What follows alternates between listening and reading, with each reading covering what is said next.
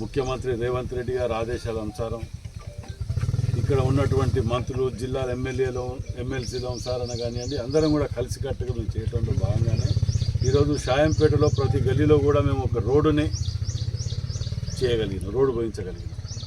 మరి ఇవాళ 31వ డివిజన్లో, ఇదే డివిజన్లో పోచమ్మ అనగానే షాయంపేటలో చాలా ఘనంగా జరుపుకుంటుంటాం. ఎక్కడెక్కడో పిల్లలు ఇట్లా ఎక్కడెక్కడో ఉన్న ఊర్లలో ఉన్న వాళ్ళందరూ కూడా ఆ రోజు ఇక్కడ ఊర్లోకి వచ్చి కుటుంబ సభ్యులతోటి పాలు పంచుకుంటుంటారు సంతోషాలు. మరి పోచమ్మ దగ్గర ఉన్నప్పుడు గతంలో బసవరాజు సారన్న గారు ఉన్నప్పుడు వేసిన రోడ్డు తప్ప ఇవాళ వరకు మళ్ళీ వేసిన దాఖలు లేవు. మళ్ళీ ఇవాళ అమ్మవారు మరి నాతోటి ఈ పని చేయించుకుంటానికి కావచ్చు సుమారు 90,50,000 రూపాయలని మళ్ళీ ఇవాళ షాయంపేటలో ఈ రోడ్డు ఇక్కడ నుంచి సిటీ ఊళ్ళోకి పోయేదాకా ఇది చేసే విధంగా చేసిన, అది కూడా ఈ 18వ తారీఖు లోపల కంప్లీట్ చేసి ఇచ్చే విధంగా కూడా కాంట్రాక్టర్ తోటి ఒప్పందం జరిగింది.